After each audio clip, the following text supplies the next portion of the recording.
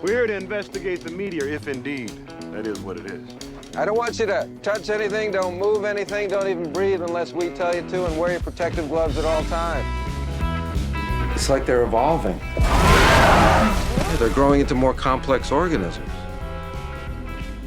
It's evolution. So what do we do now? If we're gonna be big, important scientists, you have to start to act the part. When it comes to horror movies, sometimes you have to bend the definition of the genre your own way in order to create something fun and familiar, yet refreshing and new at the same time. Adding contrasting elements to a scary story can often lead to a mess of clashing tones, but when it's done correctly and the balance is handled delicately and by professionals, you can get something brilliant. All of that to say, today's video is about...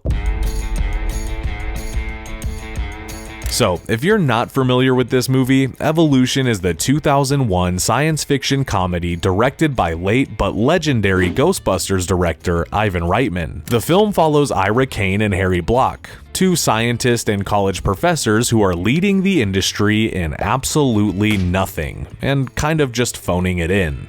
Wouldn't you be more comfortable in a different profession, one where people's lives were not dependent on you? But when a meteor crashes to their small town in Arizona, the two must recruit a team of experts and underdogs to stop an alien race from taking over the entire planet. The film stars iconic actor David Duchovny as Ira Kane, our sarcastic but charming leading man. Orlando Jones as Harry Block, our loyal and hilarious right hand, and we also get Julianne Moore, Seann William Scott, Ted Levine, Ethan Suplee, and Michael Bauer. Honestly, this cast is unbelievable, and we're gonna talk more about that later. I'm all tingly. Yeah. So Evolution is an interesting movie because in many ways it feels like a remake of Ghostbusters, and even has the same filmmaker behind it who has stated that the film is meant to be a spiritual sequel to his 1984 classic. But where Ghostbusters is seen as one of the most beloved films ever made, Evolution seems to have been largely forgotten about by audiences. But why? That's what I hope to figure out in today's episode. The movie opens its title sequence with intros to some of our most important characters. We meet Ira, a cool, laid-back, and completely unreliable science professor at a community college in Glen Canyon. He's very much the Peter Venkman of the crew, as his interests in the work have completely dwindled into nothing more than just a place to cash his checks. He's also a disgraced scientist who's living as a shell of his former glory, which we're going to talk more about at the end of the video. Similarly, we have his slightly more responsible best friend and coworker, Harry Block, who brings humor, style, and complete chaos to the group. And then we meet Wayne, played by Seann William Scott, a local nobody who wants nothing more than just to be a firefighter. And one night while Wayne is out in the desert training for his firefighter exams, he's nearly squashed by a giant incoming meteor that caused a 200-foot crater in the ground.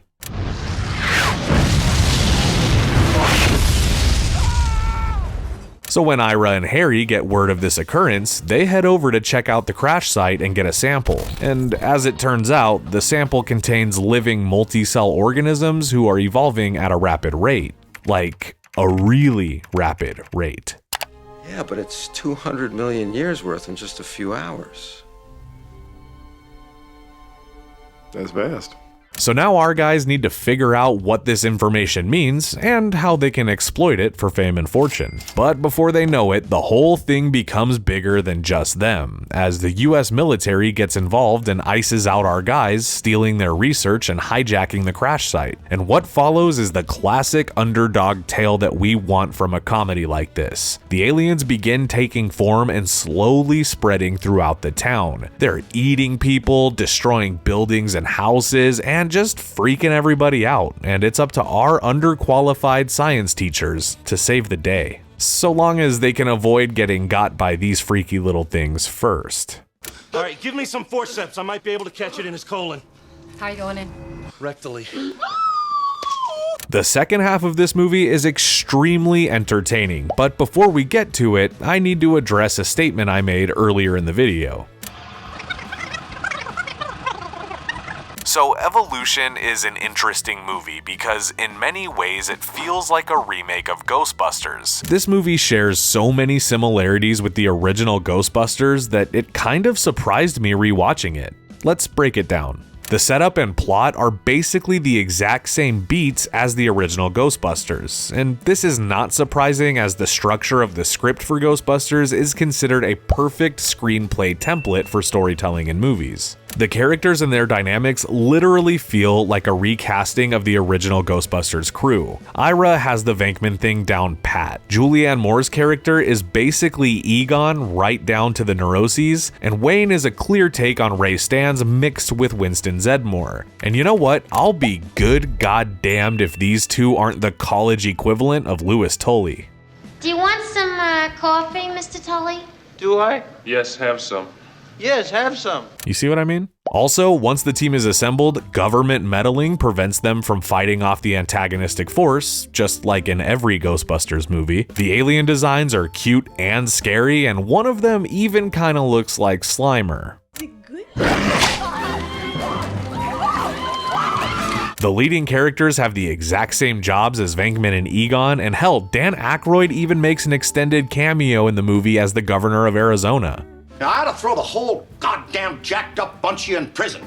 Not that cushy federal place with the loose jumpsuits. To me, these things could have felt distractingly similar if it weren't for the ideal cast that brought these characters to life. David Duchovny is well known for his roles on popular TV shows like The X-Files and Californication, and he really knows what he's doing with the character of Ira Kane. He's like the classic 2000s leading man and brings an edge to his comedy that makes him a standout straight man. But truthfully, the same can be said for everybody involved. Julianne Moore doesn't need to prove shit, but she brought something to this role that made her even more likable. Orlando Jones just needs to be in more movies, period. And the added humor of characters like Denise, played by Sarah Silverman, adds so much levity to the story that you can't help but sit back and enjoy it.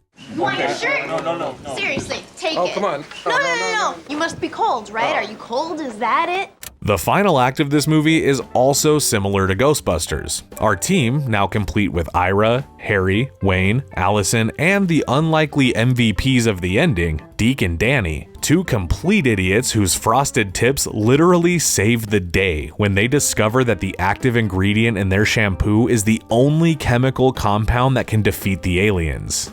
It is so genius. Where are we gonna get that at 2 in the morning? No problem. Yeah, we can get that. See, the government plans to blow up the crash site to destroy all of the growing and evolving organisms inside the crater. They think that that is the only solution to stop them. But when Allison tries to tell them that fire will only make them grow stronger, they ignore her and proceed as planned. Now equipped with 500 gallons of Head and Shoulders, the team has to steal a fire truck and load it up with shampoo before driving it into the crash site and spraying the aliens with a fire hose full of hair product. And you wanna know how they do it? They give the giant alien a shampoo enema. I'm not joking, they literally spray 500 gallons of shampoo into this alien's ass.